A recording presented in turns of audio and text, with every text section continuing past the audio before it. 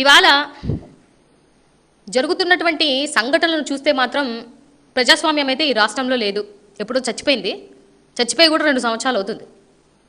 That రోజు రోజుకి ఎంత దిగజారిపోయేటువంటి రాజకీయం చేస్తున్నారు అని అంటే అట్లీస్ట్ మానవతా విలువలు కూడా కోల్పోతున్నారు. అలాంటి పరిస్థితుల్లో ఇవాళ సంఘటనలు జరుగుతుంటే వాటిని మన కళ్ళారా చూసి ఇంత ఘోరాతి ఘోరమైనటువంటి ప్రభుత్వంలో ఉన్నామా అని మాతో పాటు రాష్ట్రంలో ఉన్నటువంటి అటు మహిళలైతేనేమి, బిడ్డలైతేనేమి, తల్లులైతేనేమి అందరూ బాధపడుతున్నటువంటి పరిస్థితులు ఇవాళ చూస్తున్నాం.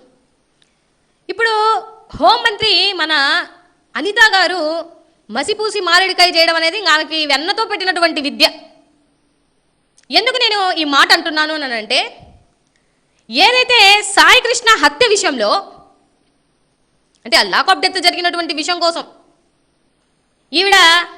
ఈవిడ తప్పించుకోవడానికి చాలా తెలివిగా సీఎని సస్పెండ్ చేస్తున్నాము అని చెప్పి మాట్లాడుతున్నారు. సీఎని కాదు సస్పెండ్ చేయాల్సింది. ఒక లాకప్ డెత్ జరిగింది అని అంటే సీఐకి, సిపికి, తమరికి, మళ్ళీ మీ బాస్కి, వీళ్ళందరికీ తెలియకుండానే లాకప్లో ఒక మనిషి చనిపోయాడా? నాకు తెలియగలుగుతాను అక్క, నువ్వు కదా రాజీనామా చేయాలి. నీ శాఖలో నువ్వు విఫలమయ్యావు. ఒక్క క్షణం కూడా ఉండే అర్హత నీకు లేదు. నిసిగ్గుగా బుద్ధి తెచ్చుకొని నిండు ప్రాణాలు నీ మంత్రి శాఖలో పోగొట్టున్నావు కాబట్టి నిసిగ్గుగా నువ్వు రాజీనామా చెయ్యాలి. నువ్వు కదా రాజీనామా చేయాలి. నేను సీఐని సస్పెండ్ చేశాను, కానిస్టేబుల్ని సస్పెండ్ చేశాను. ఈ కబుర్లని ఎందుకు? ఈ కాకమ్మ కబుర్లు చెప్తే ఎవరు రాష్ట్రంలో వినరు. నిజంగా నేను ఒక మాట అడుగుతున్నాను, రాజకీయాలన్నీ పక్కన పెట్టండి. అనిత గారు, మీరు కూడా ఒక తల్లే కదా. మీకు కూడా బిడ్డల్ని కోల్పోతే ఎంత బాధ ఉంటుంది, ఎంత క్షోభ ఉంటుంది. ఒక మహిళగా మీకు తెలీదా? ఆ తల్లి పడుతున్నటువంటి ఆవేదన, ఆ తల్లి కడుపు కోత, ఆ తల్లి ఘోష నీకు వినిపిస్తుందా, వినిపించట్లేదా? అనితక్క, నాకు ఒక మాట చెప్పండి. అంటే ఇదేదో వచ్చేసి ఏదో 4 కబుర్లు చెప్పేసి 4 మాటలు మాట్లాడేసేటువంటి సిచ్యువేషన్ కాదు ఇది. నిజంగా ఆవిడ వీడియోలు నువ్వు చూస్తున్నావా లేదో నాకు తెలియదు, కానీ ఆ తల్లి పడుతున్నటువంటి ఆవేదనకి ఎవడండి సమాధానం చెప్పగలుగుతారు? ఒక మాట చెప్పండి. అరే నా కొడుకునన్నా చూపించు, లేదనంటే ఆ బూడిదనే ఇవ్వండి అని అడుగుతుంది అని అంటే అంతకన్నా సిగ్గుమాలిన ప్రభుత్వంలో ఉన్నారా మీరందరూ? చిట్ట చివరి ర్యాంకులో ఉన్నావు. టాప్ 3లో లేవు, టాప్ 5లో లేవు, టాప్ 10లో లేవు, టాప్ 50లో కూడా లేవు. ఎంత అధికార మతంతో మీరు ఈ పనులు చేసి ఉంటారండి? అసలు ఆ ఫోటోలు చూసినా, ఆ కన్నతల్లి ఆవేదన చూసినా ఒళ్ళంతా ఒకలాంటి ఫీలింగ్ వస్తుంది. అంత బాధ కలుగుతుంది ఎవరికైనా. మన హోంమంత్రి అనితకి మాత్రం అబ్బే చీమ గుట్టినట్టు కూడా లేదు ఆమెకి.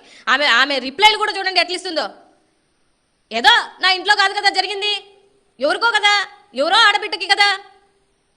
మధ్యలో ఈ బ్రోకరిజం చేశాడంట ఓ పెద్ద మనిషి, 50 లక్షలకి సెటిల్మెంట్. జనసేనకు సంబంధించినటువంటి ఇన్ఛార్జి అరెస్ట్ చేశారా? యాక్షన్ తీసుకున్నారా? ఏం ఆయన ఎందుకు వదిలేశారు? సీఎం మీద ఎందుకు పడ్డారు?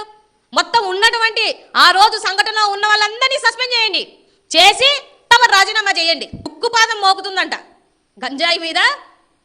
తమరు ఏ పాదం మోపుతున్నారో అందరికీ తెలుసు. వీళ్ళు మోపేటువంటి పాదాలు ఎటువంటి అంటే అమాయక యూత్ని ఏదో వాళ్ళు ఏదో చిన్న కేసులలో వాటిలలో ఇరుక్కుంటారు. ఇరుక్కొని వీళ్ళే తీసుకెళ్లి డ్రగ్స్ వాళ్ళకి అప్పచెప్పేసి ఆ డ్రగ్స్ వీళ్ళే పట్టించారని చెప్పేసి ఇదిగో రోజు రోజుకి వీళ్ళని హరాస్మెంట్ చేస్తే కొంతమంది సూసైడ్ చేసుకుంటున్నారు, లేదంటే మీరు లాకప్ డెత్ చేసేసి మేము ఉక్కుపాదం మోపుతున్నామంటే ఇది ఒక కొత్త ట్రెండ్. ఆ నెల్లు వాళ్ళతో సావాసం చేస్తే వాళ్ళు వీళ్ళు అవుతారు అన్నట్టు మంచి మంచి స్క్రిప్ట్లే చేస్తున్నావు అనితక్క. దొరికిపోతావు, కాకపోతే దొరికిపోయావు కూడా ఇన్ఫ్యాక్ట్ చెప్పాలేనంటే. సో మీరు అమాయకుల్ని టార్గెట్ చేసి గాంజాయి ఈ రాష్ట్రంలో ఎక్కడ తిరగట్లేదా? ఎక్కడెక్కడ తిరుగుతుందో మమ్మల్ని చెప్పమంటారా? పట్టుకున్న తర్వాత కూడా ఎంతంత లంచాలు తీసుకొని వదులుతున్నారో చెప్పమంటారా? ఒక దళిత యువకుడు క్రాంతి, అదే పోలీస్ స్టేషను, అదే సిఐ బాధితుడు ఒక సూసైడ్ వీడియో చేసి దగ్గర 1 రోజులు అవుతుంది. ఏం చేస్తున్నావు తల్లి నువ్వు? అంటే నీకు తెలియకుండా జరుగుతుందా? నీకు తెలిసే జరుగుతుందా?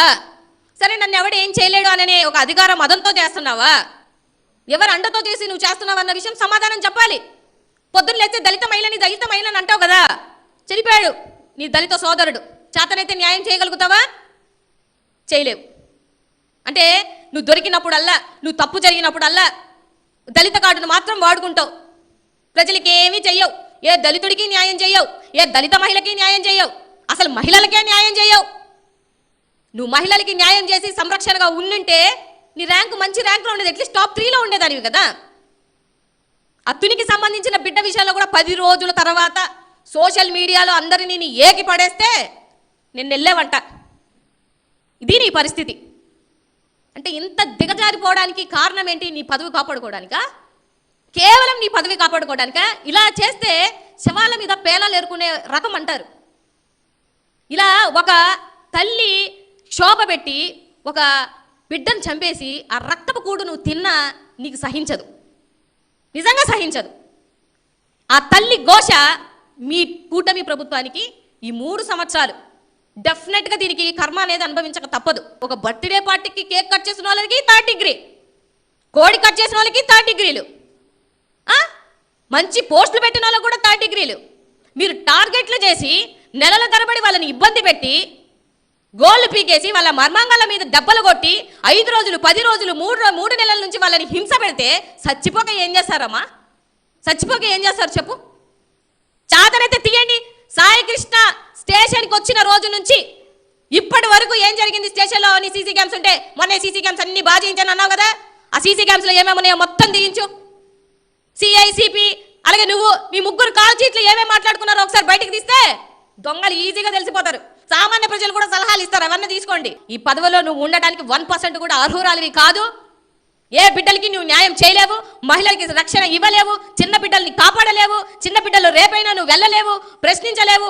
గంటకి 4 అగత్యాలు జరుగుతున్నా కూడా ఒక్కసారి కాకపోతే ఒక్కసారి కూడా ప్రెస్ మీట్ పెట్టి ప్రశ్నించేటువంటి పాపాన పోనటువంటి ఏకైక డమ్మి హోంమంత్రి ఎవరు అని అంటే అది మీరే. మరిన్ని వీడియోల కోసం మన సిద్ధం స్టూడియోస్ ఛానల్ సబ్స్క్రైబ్ చేయండి. జై జగనన్న.